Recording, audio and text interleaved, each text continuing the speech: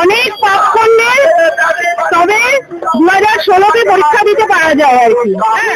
যদি সম্মানের চেয়ারম্যান সেটাই থেকে যেহেতু প্রমাণ দিতে পারেনি, কোনো হাইকোর্ট সুপ্রিম কোর্ট প্রমাণ করতে পারেনি আমরা দোষী, তাহলে কিসের ভিত্তিতে এক রাতের মধ্যে 15,000-এর নাম চলে। কালীঘাট অভিযানের ডাক চাকরিহারাদের। সল্টলেক এসএসসি ভবনের সামনে সোমবার সকাল থেকেই চলে অবস্থান বিক্ষোভ, কিন্তু সেখানেই আচমকা উত্তপ্ত হয়ে ওঠে পরিস্থিতি। মুখ্যমন্ত্রীর বাড়ির অফিসে নিজেদের দাবি নিয়ে ডেপুটেশন দেওয়ার আগেই পুলিশি বাধার সম্মুখীন হতে হয় তাদের। রীতিমতন রাস্তা থেকে তাদেরকে পুলিশ ভ্যানের মধ্যে আটক করা হয়। এসএসসি ভবনের সামনে থেকে বাসে করে হাজরা মোড়ে যাওয়ার কথা ছিল চাকরিহারাদের, সেই মতোই হাজরা মোড়ে শুরু হয়েছিল জমায়েত। গত বৃহস্পতিবার থেকে সল্টলেক এসএসসি ভবন অভিযানের কর্মসূচি শুরু করে চাকরিহারা শিক্ষক শিক্ষিকারা। সুপ্রিম কোর্টের নির্দেশে বর্তমানে চাকরি হারিয়ে 2016 এসএসসি শিক্ষক শিক্ষিকারা এখন নিঃস্ব, কিন্তু এরপরেও তাদের বেতন বহাল থাকবে এমনই প্রতিশ্রুতি দেওয়া হয়েছিল মুখ্যমন্ত্রীর থেকে। মুখ্যমন্ত্রী মমতা বন্দ্যোপাধ্যায়ের থেকে প্রতিশ্রুতি পাওয়ার পর এরপরে একবার ভার্চুয়ালি বৈঠকও সারেন তিনি, কিন্তু তারপরেও কিছুতেই ভরসা পাচ্ছিলেন না চাকরিহারার শিক্ষক শিক্ষিকারা। কেন পরীক্ষা, কেন টানাপোড়েন, প্রশ্ন তুলে আবারও সরব হন তারা। United teaching and non teaching forum 2016-এর তরফ থেকে সোমবার হাজরা মোড় থেকে কালীঘাট অভিযানের ডাক দেওয়া হয়।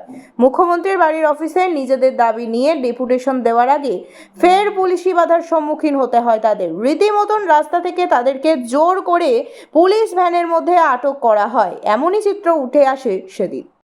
আমাদের সবাইকে মেরে দিই, আমাদের সোশ্যাল প্রেস্টিজ নেই, আমাদের নামে একটা অনামি বকমা, একটা মানে ভুল ভাল বকমা লাগিয়ে দেওয়া হয়েছে। 3 বছর ধরে এই লড়াই কাজের ক্ষেত্রে সমাজের সব জায়গায় শ্বশুর বাড়িতে, আমাদের তো মেয়েদের একটা বাড়ি এক্সট্রা থাকে শ্বশুর বাড়ি, সব জায়গায় অভিমান করছি।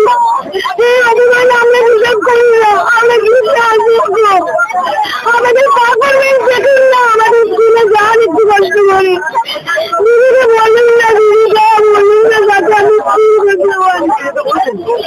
উনি বলেছিলেন ওনার কথা কেউ শুনতে রাখতো, উনি তো বলেছিলেন আপনারা কাজে দিলেন, আমাদের জায়গা কি এখানে কাজ নিয়ে আমরা চলি। আমি কিন্তু ওই বিচারের মধ্যে বলি না যে আসবে যাবো মাইনে পাবো, আমার টাকার থেকেও আমার সম্মান চলে যাচ্ছে, আমি পড়াতে পারছি না, ছেলেদের তুমি আমার সবই করছে না। মুভমেন্ট হচ্ছে এই মুহূর্তে আমরা আমাদের কালীঘাট অভিযান আছে, হাজরা থেকে আমাদের কালীঘাট অভিযান হবে। আমরা এখান থেকে এক্ষুনি বেরোবো, আমাদের 2টো বাস ঠিক করা হয়েছে, বাসে করে আমাদের প্রতিনিধিরা যাবেন এবং রীতিমতো ওখানে আমাদের সহযোদ্ধারা পৌঁছে গেছেন। আমরা ওখান থেকে 12:30 আমাদের র্যালিটা শুরু করবো। ওখানে কি আপনার কার সাথে দেখা করবেন?